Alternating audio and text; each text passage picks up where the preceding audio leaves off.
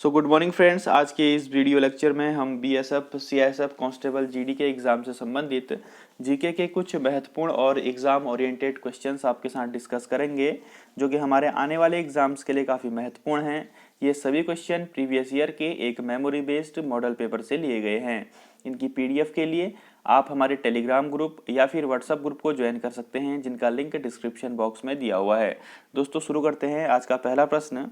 आज का पहला प्रश्न है, the world famous rock cut Kailasa temple at Ellora was built by. तो जो एलोरा में कैलासा टेम्पल हैं या फिर जो एलोरा केव्स हैं वो किनके द्वारा निर्मित की गई थी। दोस्तों, जो एलोरा केव्स हैं वह कृष्णा वन, जो कि राष्ट्रकूट वंश का राजा था, उसके द्वारा निर्मित की गई थी। और एलोरा केव्स जो है दोस्तों वो औरंगाबाद महाराष्ट्र में स्थित हैं। तो इसका आंसर क्या हो जाएगा? राष्ट्रकूट वंश के राजाओं द्वारा। Option number D is right answer. अगला प्रश्न है, which variety of glass is heat resistant. तो किस वैरायटी के जो ग्लास होते हैं वह हीट रेसिस्टेंट यानी कि ताप प्रतिरोधी होते हैं। दोस्तों, पायरेक्स ग्लास जो होते हैं वो हीट रेसिस्टेंट होते हैं। ये काफ़ी इंपॉर्टेंट क्वेश्चन है, प्रीवियस ईयर के एग्जाम्स में पूछा गया है। Option number D is right answer. अगला प्रश्न है, through which constitutional amendment was the नगरपालिका बिल पास्ड। नगरपालिका यानी कि म्यूनिसिपालिटी। तो दोस्तों, नगरपालिका बिल पास किस संवैधानिक संशोधन के तहत हुआ? तो 74th कॉन्स्टिट्यूशनल अमेंडमेंट 1994 के तहत नगरपालिका बिल को पास किया गया। और यह कॉन्स्टिट्यूशन के कौन से पार्ट के अंदर लाई करता है? इसका पार्ट है दोस्तों 9th ए। और किस आर्टिकल के अंदर आता है? तो इसका आर्टिकल है 243 से लेके 243 ठीक है। इनके आर्टिकल और पार्ट आप याद रखेंगे। नगरपालिका बिल को 74th कॉन्स्टिट्यूशनल अमेंडमेंट के तहत पास किया गया था। अगला प्रश्न है, the eastern coast of India is known as. तो भारत का सबसे पूर्वी तट किस नाम से जाना जाता है? तो सबसे ईस्टर्न कोस्ट जो है इंडिया का दोस्तों उसको कहा जाता है कोरोमंडल तट।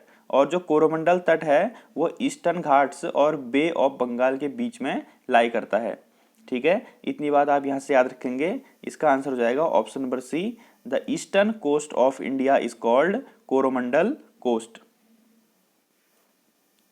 अगला प्रश्न है, which one of the following union territories has the highest literacy rate. तो कौन सी ऐसी केंद्र शासित प्रदेश है जिसका लिटरेसी रेट, साक्षरता दर जो है वो सबसे ज्यादा है?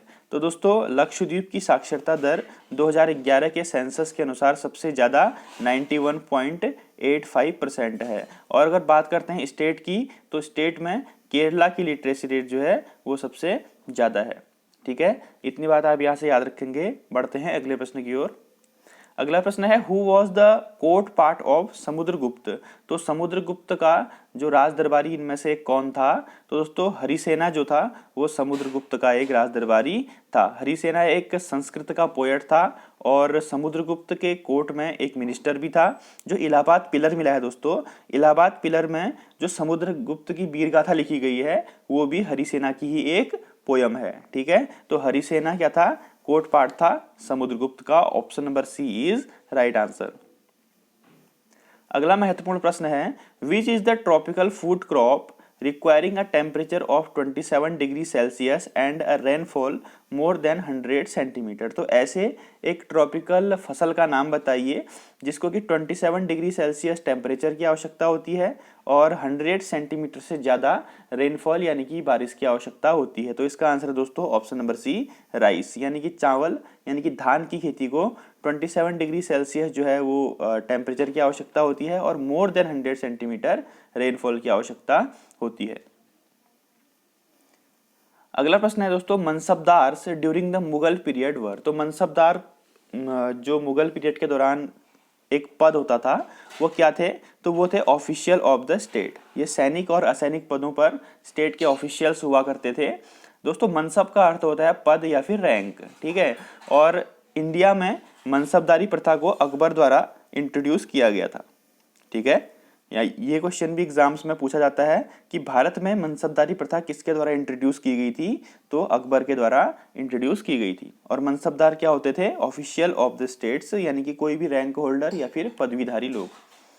अगला प्रश्न है दोस्तों, who levied the tax known by the name chauth. तो चौथ नाम का कर किनके द्वारा लगाया जाता था? दोस्तों मराठाओं के द्वारा चौथ नाम का कर लगाया जाता था। अपने उत्पादन का 25% यानी कि 1/4 यानी कि 1/4 जो है वो राजा को देना पड़ता था, तो इसे ही चौथ कर बोला जाता था। तो ये किनके द्वारा डिवाइड किया गया था? मराठास के द्वारा। Option number A is right answer. The tax known bye Chauth divide by Marathas. दोस्तों अगला प्रश्न है the main feature of the Panchayati Raj in India. तो भारत में जो पंचायती राज है उसका मेन फीचर क्या है? उसका मेन जो फीचर है दोस्तों वो है डिसेंट्रलाइजेशन ऑफ पावर, यानी कि शक्तियों का विकेंद्रीकरण। शक्तियों का विकेंद्रीकरण का अर्थ है कि निम्न स्तर पर भी शक्तियां होनी चाहिए, जैसे कि ग्राम पंचायत लेवल पे जो ग्राम प्रधान होते हैं, ठीक है, और नगर पालिका परिषद होती है, तो इनको बोला जाता है पंचायती राज सिस्टम के अंतर्गत आती हैं। और इसका मेन मकसद था डिसेंट्रलाइजेशन ऑफ पावर। ये काफी इंपोर्टेंट क्वेश्चन है, एग्जाम से में रिपीटेडली पूछा जाता है, तो इसको ध्यान रखेंगे। बढ़ते हैं अगले प्रश्न की ओर। अगला प्रश्न है दोस्तों the salary of member of parliament is decided bye. जो एमपीज होते हैं, सांसद होते हैं, तो उनकी सैलरी को कौन डिसाइड करता है? दोस्तों प्रेसिडेंट के ऑर्डर पर पार्लियामेंट के द्वारा जो एमपीज होते हैं उनकी सैलरी डिसाइड की जाती है। और यह किस आर्टिकल के अंतर्गत आता है? आप आर्टिकल को याद रखेंगे, तो आर्टिकल 106 आर्टिकल 106 के अंतर्गत आता है। तो इसका आंसर क्या हो जाएगा? The salary of the members of the parliament is decided by the parliament. Option number A is right answer. Which one of the following is the driest region in India. तो भारत का सबसे शुष्क क्षेत्र कौन सा है? ड्राइस्ट रीजन दोस्तों मारवाड़। मारवाड़ जो कि साउथ वेस्ट राजस्थान में आता है, ठीक है, यह भारत का सबसे ड्राइस्ट रीजन है। ये थार रेगिस्तान से मिलता है, और थार रेगिस्तान आपको पता ही है ड्राइस्ट पार्ट ऑफ इंडिया है, तो इसीलिए इसका आंसर क्या हो जाएगा? मारवाड़। मारवाड़ कहाँ प्रेजेंट है? राजस्थान में, ठीक है, साउथ वेस्ट राजस्थान का एक पार्ट है।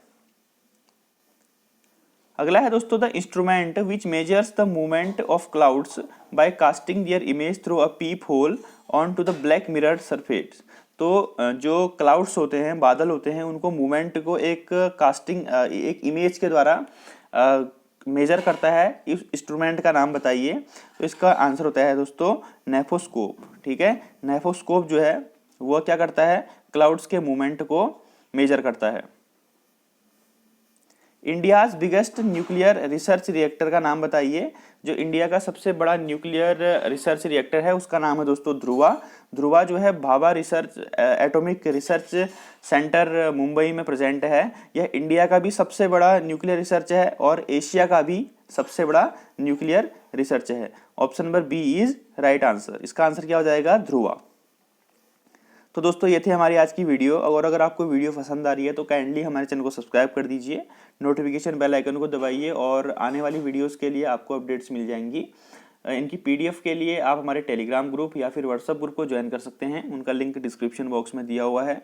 और अगर आपको ये वीडियो अच्छी लगती है तो मैं इसका नेक्स्ट पार्ट भी बनाऊँगा, और आप कमेंट बॉक्स में मैंशन कर दीजिएगा। Thank you. जय हिंद, जय भारत।